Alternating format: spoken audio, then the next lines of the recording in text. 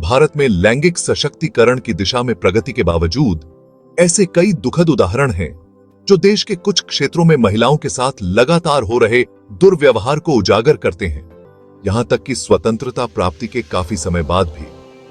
तर्कहीन रीति रिवाजों का जारी रहना महिलाओं के साथ होने वाले यौन उत्पीड़न और वस्तुकरण को रेखांकित करता है। ऐसी परंपरा का एक भयावह उदाहरण भारत के एक गांव में मौजूद है, जिसे धड़ीचा प्रथा के नाम से जाना जाता है। जबकि घर, कार और कमरे किराए पर देने जैसी अवधारणाएं हमारे लिए परिचित हैं, बहुत कम लोग कुछ भारतीय गांवों में एक परेशान करने वाली प्रथा के बारे में जानते हैं, जहां महिलाओं को अनिवार्य रूप से पत्नियों के रूप में किराए पर दिया जाता है।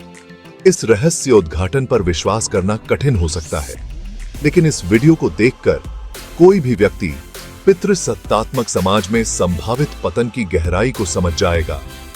बुल्गारिया, बर्मा, पाकिस्तान और उत्तर कोरिया जैसे देशों में प्रचलित दुल्हन बाजार ने चौंकाने वाला रूप से भारत में अपना रास्ता बना लिया है। मध्य प्रदेश के शिवपुरी जिले ने लड़कियों को पुरुषों को किराए पर देने की प्रथा के लिए ध्यान आकर्षित किया है, जिसमें चयन प्रक्रिया में कौमार्य और शारीरिक बनावट जैसे मानदंड भूमिका निभाते हैं। क्या है दधीचा प्रथा? मध्य प्रदेश के शिवपुरी गांव में दशकों से पत्नी को किराए पर देने की घिनौनी प्रथा चली आ रही है, जिसे दधीचा प्रथा के नाम से जाना जाता है। हर साल एक बाजार लगता है, जहां परिवार परंपरागत रूप से अपनी बेटियों या पत्नियों को किराए पर देते हैं। पुरुष इस बाजार में हिस्सा लेते हैं और महिलाओं को अपना साथी चुनते हैं। यह जानकर आश्चर्य होता है कि माता-पिता या अभिभावक स्वेच्छा से अपनी लड़कियों को पुरुषों को किराए पर देते हैं। यहां तक कि विवाहित पति अपनी पत्नियों को दूसरों को किराए पर देते हैं। पत्नियों को ऐसे अमीर व्यापारियों को सौंप दिया जाता है जिनके पास जीवन साथी या साथी नहीं होता। ये लेन देन 10, 50 या 100 रुपए जैसी मामूली रकम के स्टाम्प पेपर पर औपचारिक रूप से किए जाते हैं। इस प्रथा के परिणाम स्वरूप हर साल हजारों सौदे तय होते हैं। कन्या भ्रूण हत्या की बढ़ती समस्या ने भारत के लिंगानुपात को काफी हद तक बिगाड़ दिया है। खास तौर पर हरियाणा, पंजाब, राजस्थान और उत्तर प्रदेश जैसे क्षेत्रों को प्रभावित किया है। इन क्षेत्रों में पुरुषों को दुल्हन खोजने में कठिनाइयों का सामना करना पड़ता है, जिसके कारण वे मध्य प्रदेश, ओडिशा, असम, पश्चिम बंगाल, झारखंड, आंध्र प्रदेश और बिहार जैसे आर्थिक रूप से वंचित क्षेत्रों से महिलाओं को खरीदते या किराए पर लेते हैं। यह रणनीति उनके परिवार की वंशावली को जारी रखने के लिए अपनाई जाती है। वित्तीय विचार और भारी दहेज से बचने की इच्छा परिवारों द्वारा अपनी बेटियों को किराए पर देने या बेचने के पीछे मुख्य कारण है। लेन देन आमतौर पर दलालों द्वारा सुगम बनाया जाता है, जो राशि का बड़ा हिस्सा अपने पास रख लेते हैं और परिवार के लिए केवल एक छोटा हिस्सा छोड़ते हैं। लड़कियों की कीमत तय करना धड़ीचा के संदर्भ में मुख्य रूप से 8 से 15 वर्ष की आयु की कुंवारी लड़कियों पर ध्यान केंद्रित किया जाता है और उन्हें विवाहित महिलाओं की तुलना में वरीयता दी जाती है।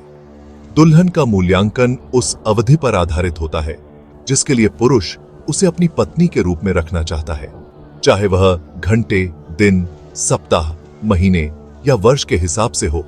जब निर्धारित अवधि समाप्त हो जाती है तो व्यवस्था को या तो उसी व्यक्ति के साथ नवीनीकृत किया जा सकता है या किसी अन्य व्यक्ति के साथ एक नया अनुबंध स्थापित किया जा सकता है, जिससे दुल्हन को किसी अन्य व्यक्ति को किराए पर दिया जा सकता है।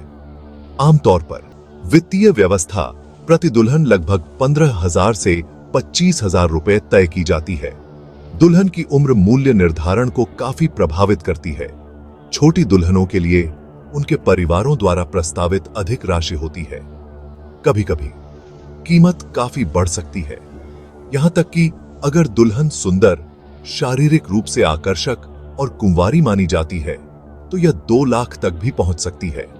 गैर कुंवारी लड़कियों की कीमत 15,000 से 25,000 रुपए होती है। उनकी आयु, त्वचा का रंग तथा उनके द्वारा पहले किए गए संविदात्मक विवाहों की संख्या जैसे कारकों को ध्यान में रखते हुए उनकी क्षतिपूर्ति राशि 10,000 से 15,000 रुपए तक हो सकती है। एक लड़की को दुल्हन बनने के लिए क्या योग्यता होनी चाहिए? दादिचा की स्थिति का सबसे दुखद पहलू यह है कि किराए पर दी जाने वाली लड़कियां 6 साल की उम्र की होती हैं, जिनकी कोई अधिकतम आयु सीमा नहीं होती। यौवन तक पहुंचने से पहले ही इन कम उम्र की लड़कियों को यौन शोषण का सामना करना पड़ता है। यह जानना वाकई परेशान करने वाला है कि माता पिता अक्सर इन लड़कियों को एक खास दवा देते हैं, जिसका उद्देश्य उनके स्तन और मांसपेशियों का विकास बढ़ाना होता है। ऐसा उन्हें महिलाओं की तरह आकर्षक और परिपक्व दिखाने के लिए किया जाता है, ताकि ज्यादा कीमत वसूली जा सके। किराए पर लिए जाने के बाद उनकी शादी एक निश्चित समय के लिए कर दी जाती है। इन दुल्हनों को कभी कभी पारो या मोलकी कहा जाता है, जिसका अर्थ है कीमत वाली। हर दिन इन छोटी लड़कियों का न केवल उनके पतियों द्वारा बल्कि घर के अन्य पुरुषों द्वारा भी बलात्कार किया जाता है। अपनी यौन इच्छाओं को पूरा करने के लिए वे घर के किसी भी पुरुष के साथ सो सकती हैं। कुछ परिवारों में ससुर को भी लड़की के साथ यौन संबंध बनाने की अनुमति होती है। इसका कारण यह है कि उन्होंने लड़की के लिए वही कीमत चुकाई है। लड़की की स्थिति पुरुषों द्वारा आनंद के लिए इस्तेमाल किए जाने वाले सेक्स टॉय और माता पिता के लिए आय उत्पादक मशीन के रूप में की जाती है। नतीजतन इस समुदाय के माता पिता अधिक लड़कियों को जन्म देना पसंद करते हैं, जो परिवार के लिए अधिक पैसे के बराबर है। जब उसका अनुबंध समाप्त हो जाता है तो उसे या तो उसी आदमी द्वारा नवीनीकृत किया जाता है या उसके परिवार को वापस कर दिया जाता है, जहां उसे फिर से मूल्य दिया जाता है और नए ग्राहकों को काम पर रखा जाता है। यह चक्र चलता रहता है।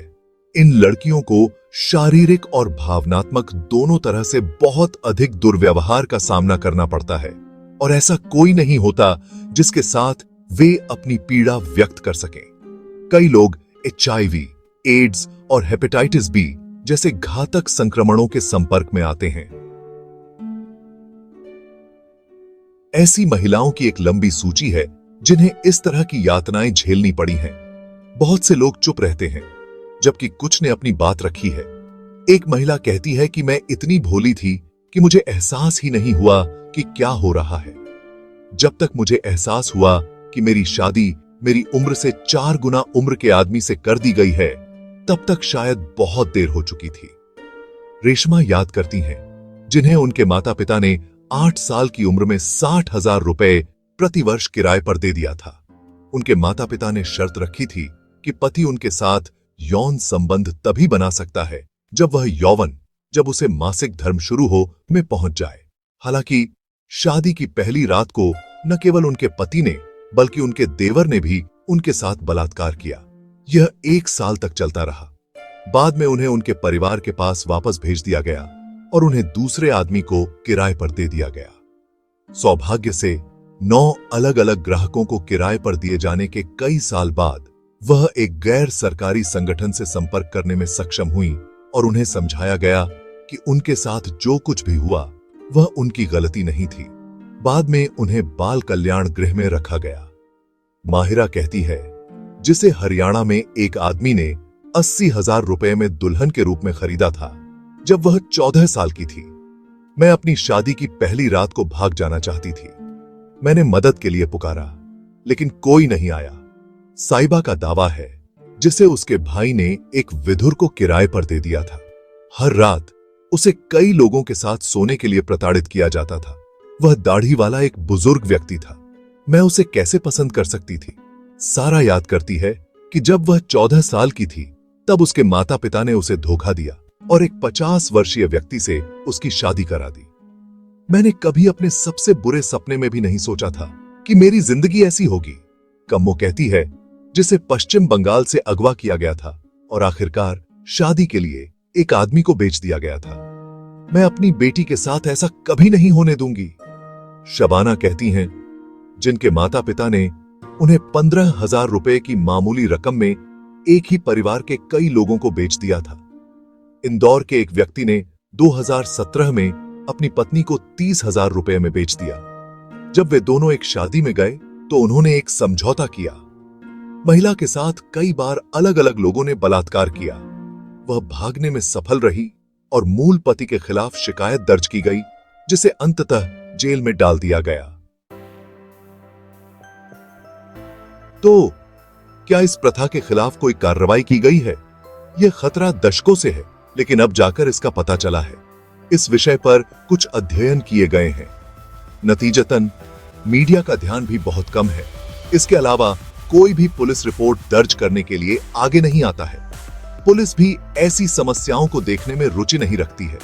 कुछ गैर सरकारी संगठनों ने इस पर ध्यान दिया है और इस समस्या को सामने लाने के लिए कड़ी मेहनत कर रहे हैं। वे लोगों को जागरूक करने का प्रयास कर रहे हैं कि महिलाओं को खरीदना और बेचना अवैध है। दूसरी ओर गांव के लोग अक्सर यह तर्क देते हैं कि यह उनकी प्रथा का हिस्सा है और उनके लिए पैसे कमाने का एक महत्वपूर्ण स्रोत है। भारत में दुल्हन की तस्करी के खिलाफ कानून है।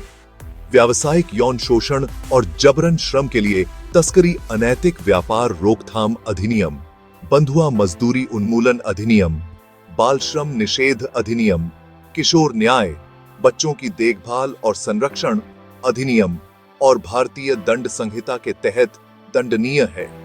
हालांकि शोध से पता चला है कि मानव तस्करी और गुलामी के कानून में कई खामियां हैं। इससे इसे समझना और पहचानना और भी चुनौतीपूर्ण हो जाता है। भारतीय संविधान के तहत सभी प्रकार की तस्करी, जबरन भीख मंगवाना और बंधुआ मजदूरी प्रतिबंधित है। हालांकि मौजूदा स्थिति किसी की भी कल्पना से कहीं ज्यादा खराब है।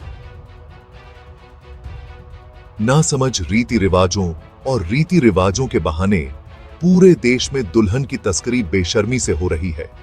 यह अक्षम्य है कि माता पिता को अपनी बेटियों के प्रति कोई सहानुभूति या दया की भावना नहीं है। नतीजतन सख्त कानून सबसे अच्छा विकल्प प्रतीत होता है।